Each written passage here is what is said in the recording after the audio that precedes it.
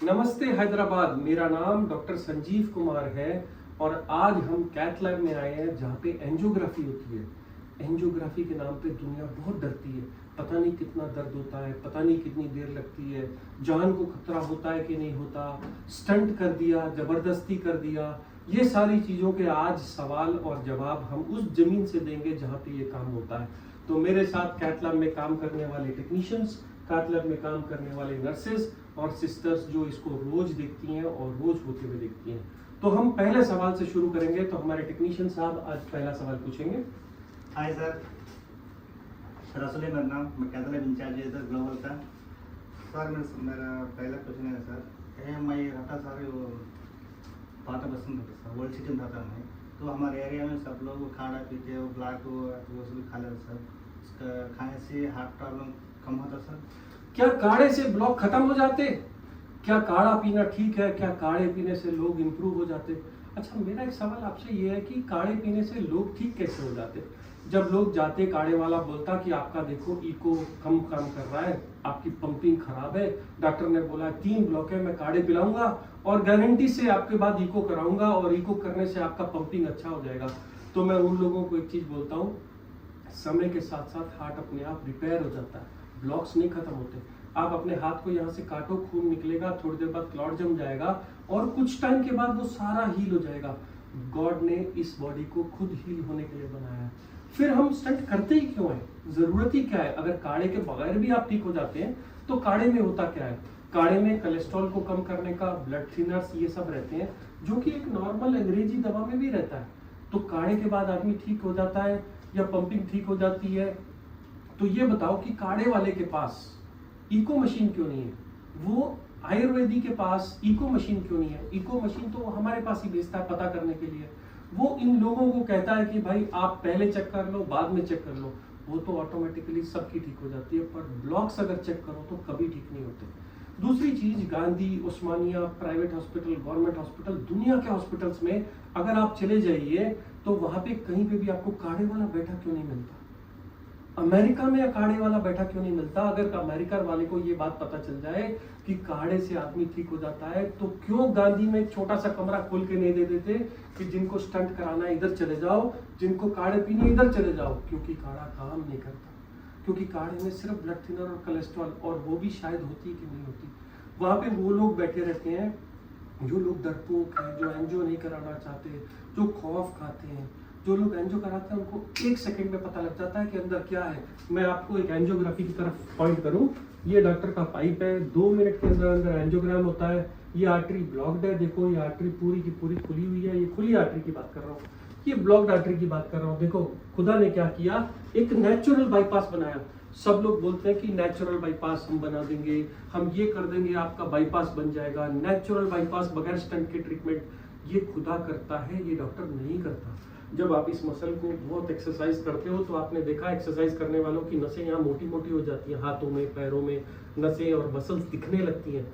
अंदर जब आप हार्ट में जाते हो तो ये देखिए, ये राइट साइड की नस है, ये घूमते घूमते घूमते घूमते लेफ्ट साइड को ब्लड सप्लाई देना शुरू कर देती है। ये करने के लिए आदमी को सिर्फ एक्सरसाइज करनी होती है, ये वाली मसल चलानी होती है। आपको अगर ब्लॉक है, अगर आप मेहनत करने वाले आदमी हैं, आपको थोड़ा एंजाइना होता है, दवाई टाइम से खाइए, वो काढ़े के बराबर हो गई। वॉक करिए तो आपका नेचुरल बाईपास, आपका हार्ट ऑटोमेटिक बाईपास हो जाएगा। फिर बाईपास क्यों? अगर नेचुरल बाईपास हो सकता है तो नेचुरल बाईपास में ताकत बहुत ज़्यादा नहीं होती, वो सिर्फ आपको थोड़ी पावर के लिए सपोर्ट कर सकता है। अगर आप 80 ईयर्स के हो, 70 ईयर्स के हो तो नेचुरल बाईपास अच्छी चीज़ है। बट अगर आप 40 साल के हो, 30 साल के हो तो नेचुरल बाईपास के ऊपर आप अपनी ज़िंदगी नहीं निकाल सकते। इसलिए बाईपास करना ज़रूरी रहता है उन केसेस में, या स्टंट करना ज़रूरी रहता है। और भी कुछ सवाल हैं हमारे दोस्तों के। हाँ, अब व्हाट्सएप में कभी कभी ऐसे आते हैं कि हम लोग आपको चिलेशन या ईईसीपी करते हैं। ईईसीपी में क्या करते हैं, आपको लिटा दिया जाता है, कोई सुई नहीं लगती, बड़ा अच्छा लगता है। मरीज कहते हैं ये जरूर करेंगे।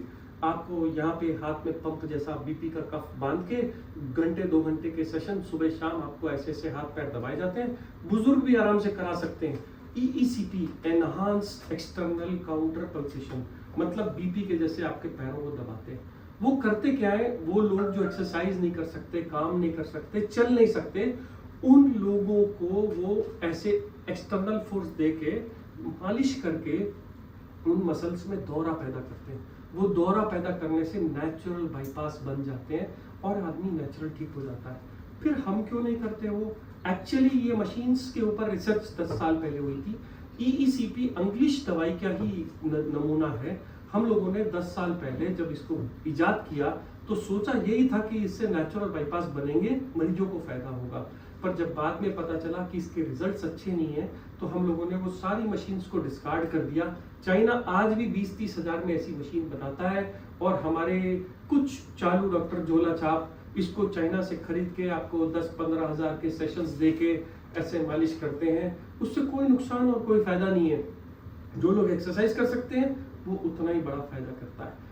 आज EECP के रिजल्ट्स अच्छे नहीं है, इसलिए आपको गवर्नमेंट हॉस्पिटल्स में, प्राइवेट हॉस्पिटल्स में EECP भी नहीं मिलता देखने को। फिर किसके लिए है ये EECP?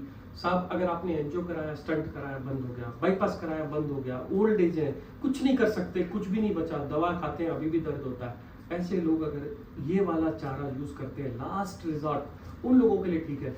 मैं नहीं चाहता हूँ वो जवान बच्चे जिनको छोटा सा ब्लॉक है, जिनको आराम से ट्रीट किया जा सकता है जीवन भर, वो जाके उन टेबल्स पे लेटे जहाँ पे आपकी जगह ना हो। एक और ट्रीटमेंट है, उसे क्या बोलते हैं? चिलेशन। कुछ लोगों के पैरों में ब्लॉक रहता है और उनको वो इंजेक्शन देकर के कहते हैं कि हम क्लॉट को गला देंगे। हमारे सारे जितने लोग यहाँ बैठे हैं वो बताएंगे कि ब्लॉक्स इतने घट होते हैं कि जब हम उनको ब्लास्ट करने की कोशिश करते हैं तो बैलून से कितने हजार PSI का प्रेशर लगाते हैं तो भी वो टूटते नहीं।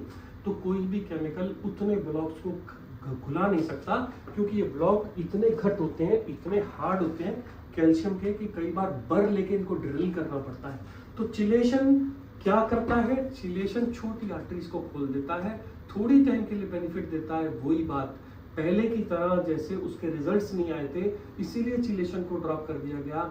EECP और चिलेशन सिर्फ आज क्वैक का ट्रीटमेंट रह गया है। अगर आपके शहर में कोई बड़ा नेता, अभिनेता, प्राइम मिनिस्टर, चीफ मिनिस्टर है, अगर उसे हार्ट अटैक आ जाए तो आपको क्या लगता है, वो कार्डो की लाइन में लगेगा, चिलेशन की लाइन में लगेगा, EECP कराएगा, या बड़े किसी हॉस्पिटल में जाके अपना स्टंट या बाईपास कराएगा?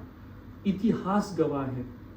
हमारे देश का prime minister, sitting prime minister Manmohan Singh ने भी बाईपास कराया था जब वो गद्दी पे बैठे थे। 5 दिन के अंदर अपनी ड्यूटी पे वापस आ गए थे और आज भी 90 साल के जिंदा है। मेरा लड़ाई किसी ट्रीटमेंट से नहीं है, किसी ब्रांच से नहीं है। मेरा लड़ाई इससे है कि अगर आप गलत रास्ते जाओगे तो आपको गलत ट्रीटमेंट मिलेगा। गलत डोर को नॉक मत करिए। अगर आपका ट्रीटमेंट आपको सही पता करना है तो पहले ये देखो कि आपका फायदा किसमें है। डर के स्टंट डलवाना गलत है। मैं यहाँ तक भी बोलता हूँ कि बहुत सारे स्टंट गलत डाले जाते हैं, क्योंकि जब आपको कोई प्रॉब्लम नहीं होती, आप जाके हेल्थ चेकअप कराते हो और वो बोलते हैं आपको स्टंट डालना है। बिल्कुल मत डलवाना। जब आपकी साइकिल पंचर होती है, स्कूटर पंचर होता है, तभी पंचर बनवाते हैं। आपको पेन अगर नहीं है, आपको सांस नहीं खुलता, तो स्टंट बिल्कुल भी मत डालिए। अपने डॉक्टर से पूछिए कि क्यों स्टंट, जब मुझे कोई सिम्टम नहीं है। तो स्टंट आपके सिम्टम को ठीक करता है, आपकी तकलीफ को ठीक करता है। आपको हार्ट अटैक आए तो आपको बचाता है।